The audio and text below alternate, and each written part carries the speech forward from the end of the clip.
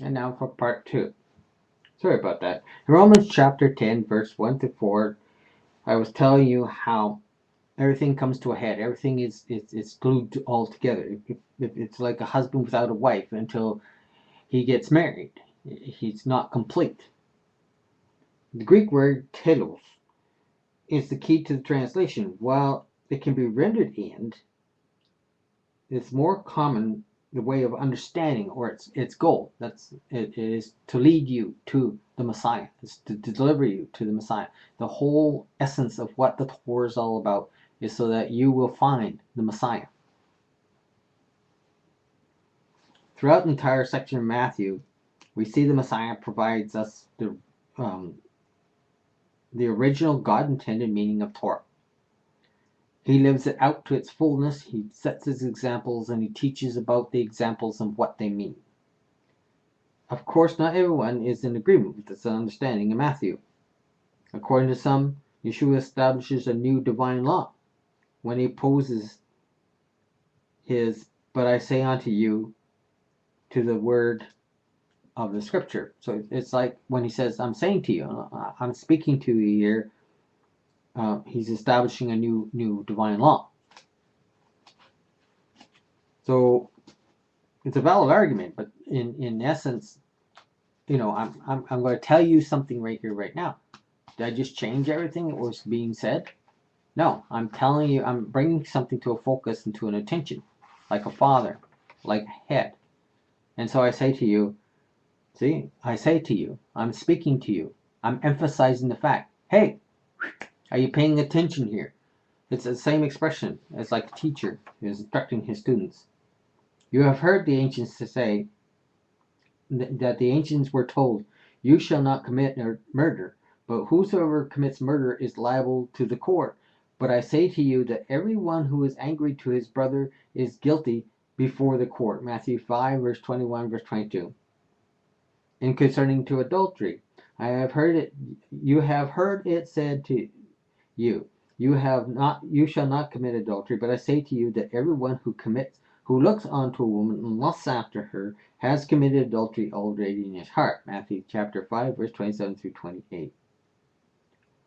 So here again, you got these expressions. This is a point of importance that you have to reach a point of understanding in your life.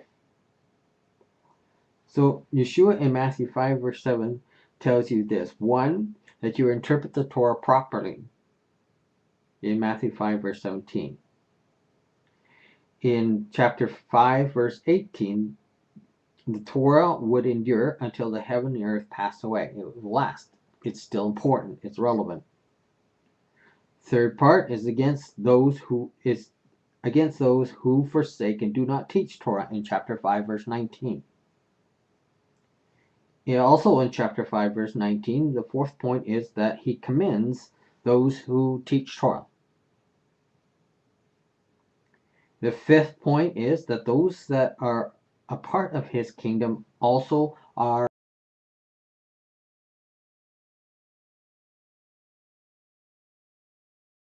embraced. The next point in his teachings is that the commandments are supported by the teachings of the Torah and he gives examples of proper Torah interpretation.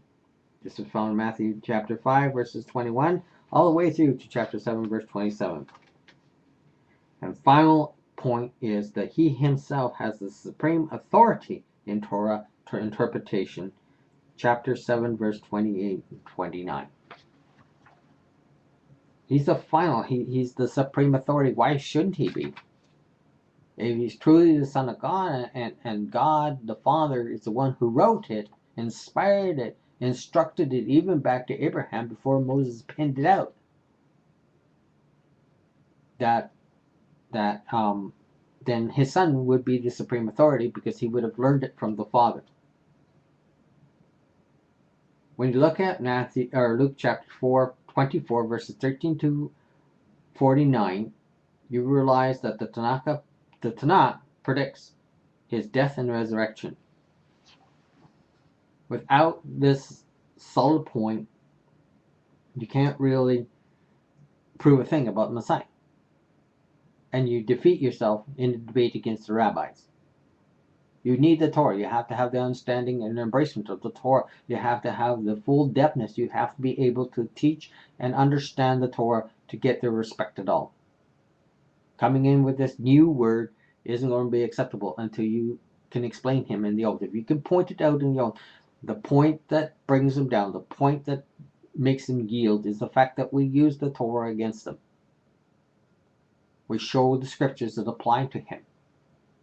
And by the time they do the research and they do the in-depth studies, they suddenly realize this is the dude that the scriptures are talking about.